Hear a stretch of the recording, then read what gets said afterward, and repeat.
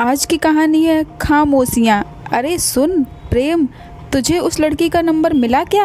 वैसे तेरा ठीक है यार, तुझे तो हर हफ्ते कोई ना कोई लड़की पसंद आ जाती है। फंसे तो हम हैं यार, हमें तो एक ने ही इतना परेशान करके रख दिया है कि कोई मिलना तो दूर, देखने के भी लाले पड़ जाते हैं। रोहन ने कंधे उचकाते हुए कहा। तभी काजल ने एक दमदार कौनी रोहन के पेट में मारी। आउच! मारेगी क्या? थोड़ा तो मजाक समझा करो बेबी, रोहन ने मुंह बनाते हुए कहा। काजल रोहन को इग्नोर करके दूसरी तरफ देखने लगी। मुझे क्यों देगी कोई लड़की नंबर? जिसको देना चाहिए थी वह तो देखती तक नहीं, प्रेम ने मासूम बनते हुए कहा। वैसे आयुष, प्रेम ठीक ही कह रहा है, अगर तू 2-4 सेकंड उसकी तरफ देख लेता तो उसे तो घायल ही हो जाना था तेरे प्यार में, रोहन ने आयुष की तरफ देखते हुए कहा। आयुष, जो चुपचाप कार ड्राइविंग कर रहा था, साधारण तरीके से बोला, यह सब चीज़ें मेरे लिए नहीं बनी। अगर मेरे लिए इस दुनिया में कोई बनी होगी तो आ ही जाएगी, वरना ऐसे ही ठीक। और रही बात उस लड़की की, तो मुझे ऐसी लड़की पसंद नहीं जो कभी इधर तो कभी उधर भागे। मतलब ऐसा कैसे कह सकता है तू? बात थोड़ी गहरी है और मुझे ऐसी बातें समझ ही नहीं आती, काजल ने आश्चर्य से आयुष को देखते हुए कहा। मतलब यह कि प्रेम से बात करने से पहले यह लड़की मेरी ही सामने 2 और लड़कों से बात कर चुकी थी, जिसमें से एक आपके यही महाशय रोहन जी हैं। आयुष ने मुस्कुराते हुए बगल में बैठे रोहन को देखते हुए कहा। बेचारा रोहन, अब उसकी बारी थी काजल को झेलने की। क्या? और बदतमीज यहाँ ज्ञान झाड़ रहा है? आयुष, तूने मुझे उसी टाइम क्यों नहीं बताया? मैं भी उसका भूत वहीं उतार देती। हाँ देख लो काजल दी, आप जैसे ही डांस के लिए गई थी ना, तो रोहन भैया उस लड़की से हाय ड्यूड, व्हाट्स योर नेम बोला था। आयुष की सबसे छोटी बहन आयुषी ने काजल को देखते हुए कहा। हाँ तो बेटा आयुषी, आप यह भी तो बताइए ना कि मैंने कोई जवाब दिया था या नहीं उसको। देखो काजल, आयुष और आयुषी मिलकर तुम्हें मेरे खिलाफ भड़का रहे हैं, तुम तो जानती ही हो, रोहन ने आयुषी को घूरते हुए कहा। वैसे भी मिस्टर, मैं तुम्हें ऐसे ही छोड़ दूंगी, यह गलतफहमी अपने दिमाग से निकाल दो। घर तो चलो, एक बार तुम्हें बताती हूँ, काजल ने गुस्से में रोहन को देखते हुए कहा। सॉरी बेबी, मैं घर जाकर सारे कपड़े धो दूंगा, बर्तन भी साफ कर दूंगा, ओके, रोहन ने नाटक करते हुए कहा। तो सभी लोग उसकी बातें सुनकर हंसने लगे। आयुष के पापा रमेश गौड़ के खुद के 3 हॉस्पिटल थे, एक दिल्ली में और 2 मुंबई में। उसके पापा और बड़े भाई आलोक गौड़ शहर के जाने माने और मशहूर डॉक्टर थे। आयुष एक सफल युवा बिजनेसमैन था।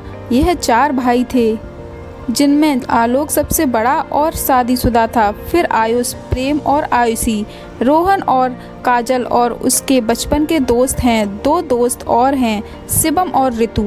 ये दोनों हस्बैंड वाइफ हैं। शिवम दिल्ली पुलिस में डीएसपी है, जिसकी बर्थडे पार्टी में से यह सब घर लौट रहे हैं। आयुष बहुत ही शांत और शर्मीले स्वभाव का है, वह ज़्यादा किसी से बात नहीं करता। केवल रोहन, काजल, शिवम और ऋतु ही हैं जिनमें वह खुलकर बात कर सकता है। आयुष भले ही शांत स्वभाव का है, लेकिन वह अपनी फैमिली से बहुत प्यार करता है। परिवार में मम्मी पापा और यह 4 भाई बहन और एक दीदी भी हैं। आयुष के चारों दोस्त गौड़ परिवार के लिए बच्चों के समान हैं। बचपन से ही काजल और रोहन इस परिवार का हिस्सा रहे हैं। रोहन और काजल एक दूसरे को पसंद करते थे और दोनों के परिवारों ने भी शादी की मंजूरी दे दी। लेकिन काजल और रोहन जिंदगी में कुछ हासिल करना चाहते हैं और उसके बाद ही शादी करेंगे। और हमारे आयुष जी भी किसी से प्यार करते थे। वह कौन है यह आगे आपको पता चल ही जाएगा। वैसे रोहन भैया, मुझे तो अभी से लगता है कि काजल दी से शादी करने के बाद घर का सारा काम आपको ही करना पड़ेगा, आयुषी ने हंसते हुए कहा।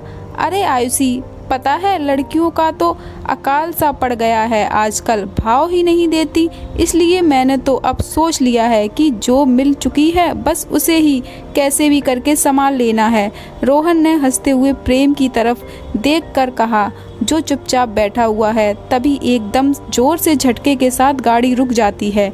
रोहन और काजल एक साथ बोल पड़े। क्या कर रहा है आयुष? एकदम ब्रेक क्यों लगाया? ध्यान से गाड़ी चला, प्रेम और आयुषी भी अचानक गाड़ी रुक जाने से चौंक जाते हैं। अरे पता नहीं क्या हुआ, ऐसा लगा कोई मेरे सामने आ गया हो। आयुष घबराते हुए बोला। क्या कह रहा है, इतनी रात को, डरा मत यार। काजल घबराते हुए बोली। निकल कर देखे क्या, हो सकता है किसी को मदद की ज़रूरत हो, रोहन ने आयुषी से कहा। अरे रोहन भैया, क्यों आफत मोल ले रहे हो, कोई भूत हुआ तो, प्रेम ने डरते हुए कहा।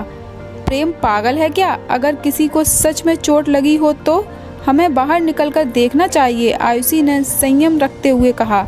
रोहन और आयुष गाड़ी से निकलकर बाहर जाते हैं। भाई ध्यान से, ज़्यादा पीछे मत जाना, आयुषी ने डरते हुए कहा।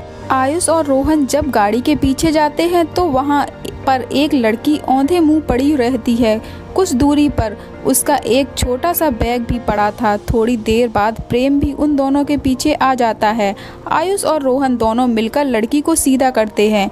यह करीब 23-24 साल की सुंदर लड़की थी, जिसके चेहरे पर जगह जगह पर खून के धब्बे और शरीर पर चोटों के निशान थे। प्रेम ने उसे देखकर कहा, लगता है किसी गाड़ी से इसका एक्सीडेंट हो गया। तभी काजल और आयुषी भी गाड़ी से बाहर निकलकर आ जाते हैं। अब क्या करें, रोहन ने सोचते हुए कहा। क्या मतलब क्या करें, आपने मूवीज़ में नहीं देखा क्या, मूवीज़ में भी तो इसी तरह भूत 20 सड़क पर एक्सीडेंट का बहाना करके पड़े रहते हैं और लोग दया करके उन्हें अपनी गाड़ी में बैठाकर हॉस्पिटल ले जाने लगते हैं। तभी वो भूत उन्हें मार डालते हैं। देखो इसको, कितनी सुंदर है। भूतनियाँ भी इतनी ही सुंदर होती हैं और सुंदरता के चक्कर में लोगों को यमलोक पहुंचा देती हैं। प्रेम बिना सांस रुके एक ही बार में बोलता चला गया। पागल है क्या प्रेम तू, इस लड़की को देख, कितनी चोटें हैं इसके शरीर पर। मुझे नहीं लगता कि हमें इस हालत में इसे अकेला छोड़ना चाहिए, काजल ने प्रेम को झपटते हुए कहा। यू आर राइट रिया, चल रोहन इसे गाड़ी में डाल, आयुष ने सोचते हुए कहा। रोहन और आयुषी मिलकर उस लड़की को गाड़ी में डाला। उसके बाद आयुष ड्राइविंग सीट पर आकर बैठ गया। यह क्या, अब हम कहाँ बैठें, प्रेम ने नाराज होते हुए कहा। ऐसा करते हैं, इसे काजल और आयुषी के साथ पीछे वाली सीट पर बैठा देते हैं और मैं और प्रेम किसी तरह से आगे एडजस्ट कर लेते हैं, रोहन ने सोचते हुए कहा। हाँ यही ठीक है, आयुष ने सहमत होकर कहा। सभी लोग किसी तरीके से एडजस्ट हो जाते हैं। ओह हेलो, इसी साथ तो ले लिया है, लेकिन इसे लेकर कहाँ जाएंगे। एक काम करते हैं आयुष, इसी हम अपनी ही हॉस्पिटल में ले चलते हैं, काजल ने झिझकते हुए कहा। दिमाग खराब है क्या, आपने हॉस्पिटल में ले जाएंगे तो आलोक भैया और अंकल जी बहुत गुस्सा होंगे, रोहन ने आगे से कहा। जो होगा देखा जाएगा, अभी तुम सब इस लड़की की हालत देख रहे हो ना, इसे हॉस्पिटल ले जाना ही ठीक रहेगा, आयुष ने कहा। सभी लोग और उसकी बातों से सहमत हो जाते हैं और हॉस्पिटल के लिए निकल जाते हैं।